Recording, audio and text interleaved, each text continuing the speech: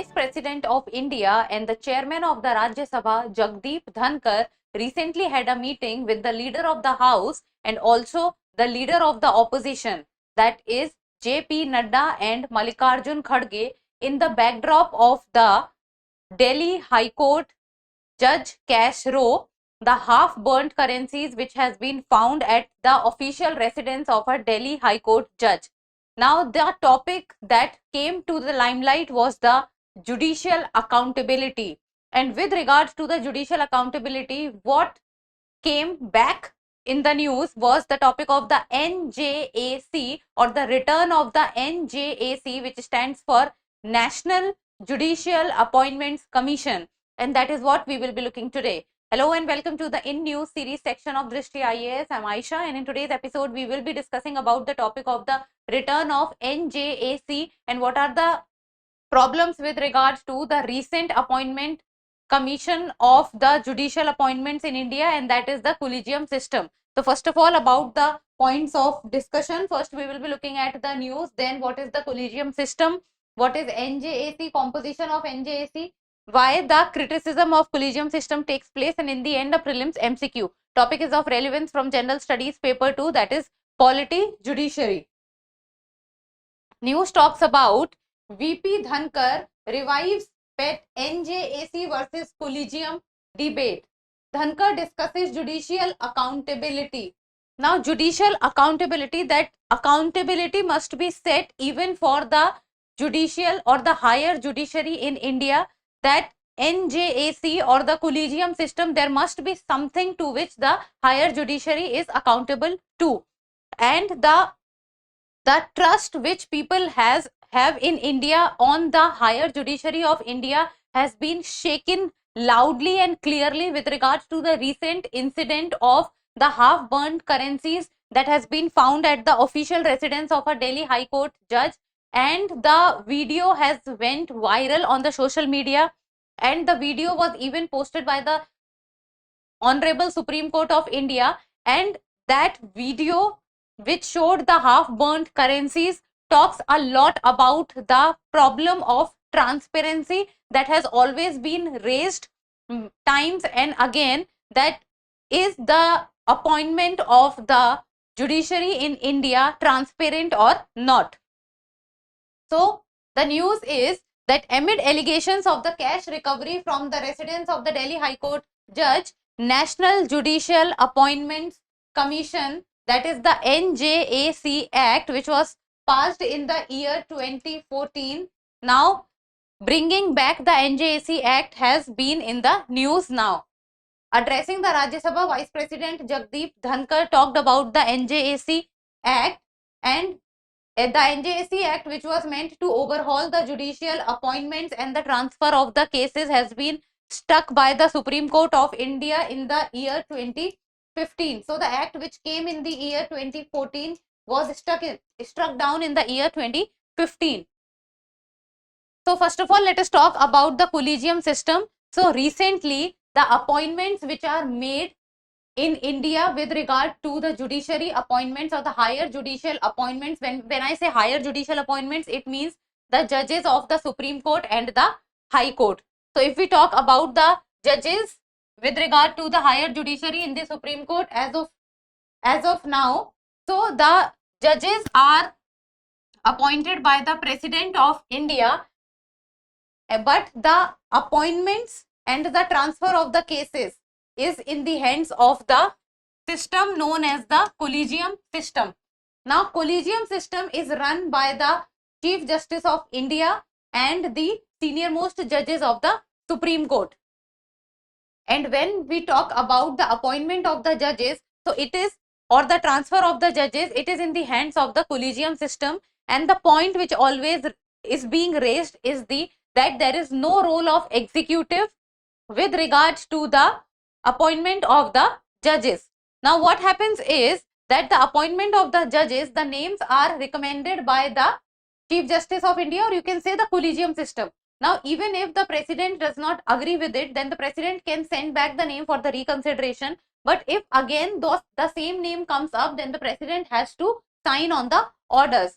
Now let us talk about that how the collegium system came or came to the notice, or how the collegium system became so prominent.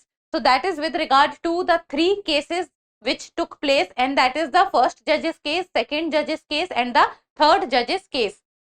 Now, the first judge's case which took place in the year 1981, and that is SP Gupta versus Union of India 1981 case. It talks about that the ruling of this case gave the executive primacy over the judiciary in judicial appointments. So in the first judge's case, it was the executive which had the more power, or which had the control over the judiciary. But then came the second judge's case of the year 1993, and it is also known as the Supreme Court Advocates on Record Association versus the Union of India 1993 case. It talks about, or the Supreme Court introduced the collegium system with the second judge's case, and holded that consultation really meant concurrence. And here the Chief Justice of India, that is CJI came into the prominence, and it is the consultation of the CJI, and with CJI 2 senior most judges of the Supreme Court. So the collegium system consisted of CJI plus 2 senior most judges of the Supreme Court.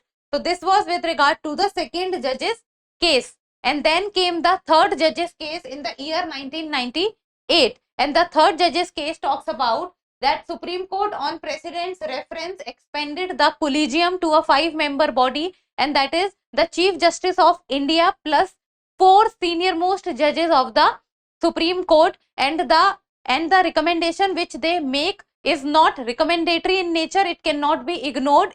That needs to be accepted by the President of India, and if the President returns the names on for reconsideration, and then if again the collegium system sends the name, then the President has to sign on the orders. So after the third judge's case, the collegium system consisted of the Chief Justice of India plus the 4 senior most judges of the Supreme Court. And as of now in India, the appointments of the higher judiciary, that is with regard to the Supreme Court and the High Court, it is the collegium system which looks after the appointments of the higher judiciary and the transfer of the judges in India. Now coming on to the topic of the NJAC, that why the NJAC debate, whenever the criticism of the collegium system takes place with regard to the transparency or the separation of power aspect, then and there only there is one more topic which comes up to the news, and that is the NJAC, that is the National Judicial Appointments Commission, NJAC. So in the year 2014, the Parliament passed the NJAC Act by the 99th Amendment Act. So 2014 NJAC Act was passed, and it was the 99th Amendment Act.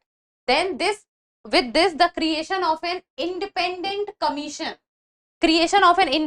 commission for the appointment of judges to the Supreme Court and the High Court, and also with regard to the transfer of the judges. And this NJAC would replace the collegium system which is working presently.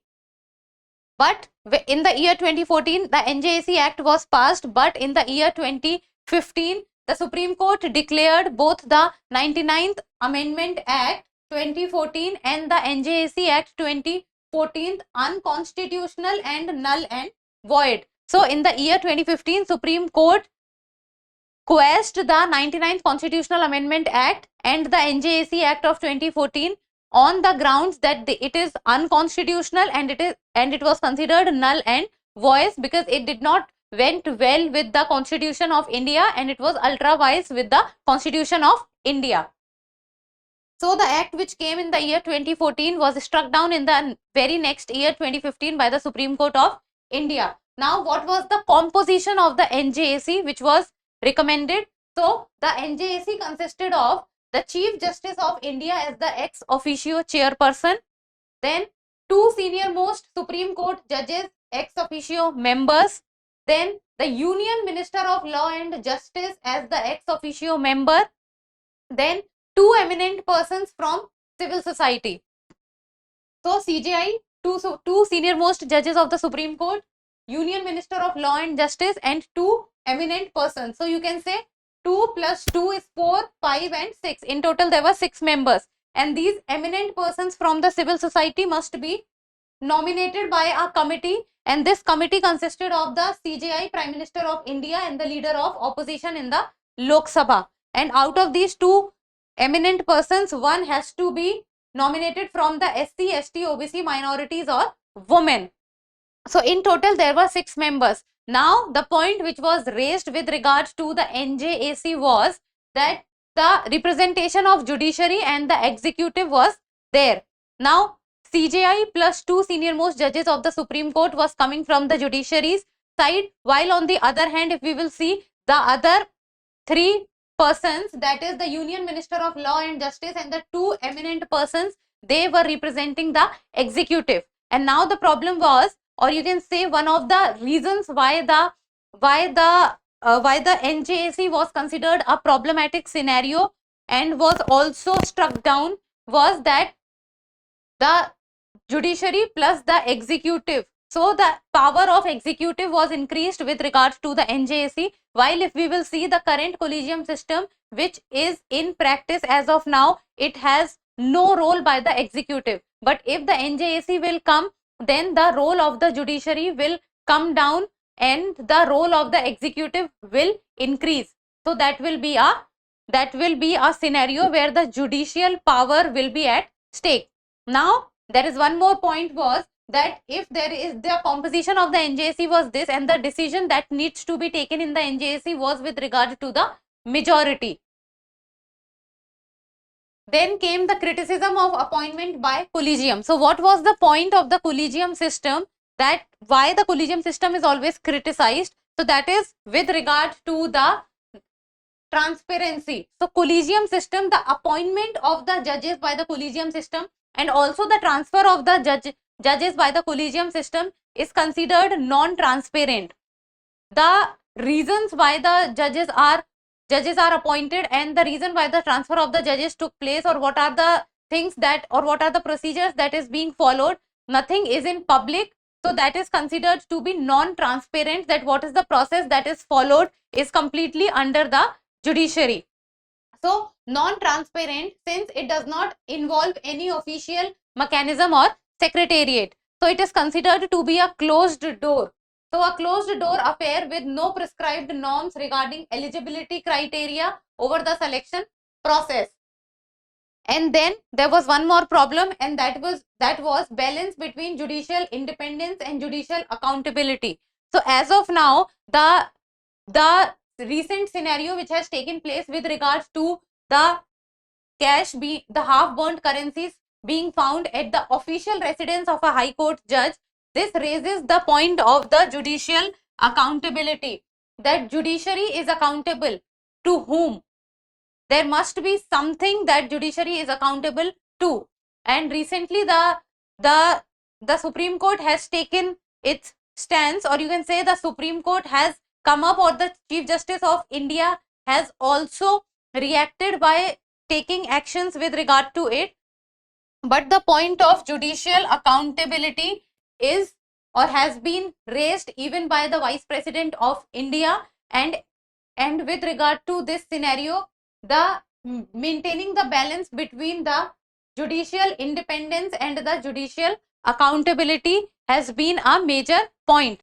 And also with regards to the entry of the executive in the appointments process of the higher judiciary in India, the judges and the transfer of judges, because when we talk about the collegium system, then the entry or the involvement of executive is not there, but the judges are appointed by the President of India, but still in the appointment process, the executive involvement is not there. So this was with regard to the criticism of appointment by collegium.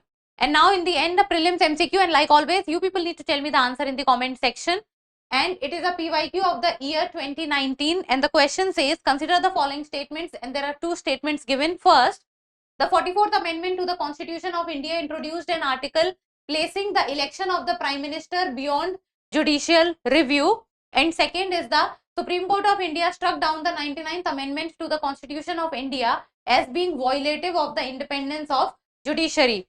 Which of the statements given above is or are correct? 1 only, 2 only, both 1 and 2, neither 1 nor 2. As it is a PYQ, I expect you to give me the right answer. So that's all for today. Thank you so much for watching. Till we meet next time, keep reading, keep writing, and keep subscribing to the channel. Thank you.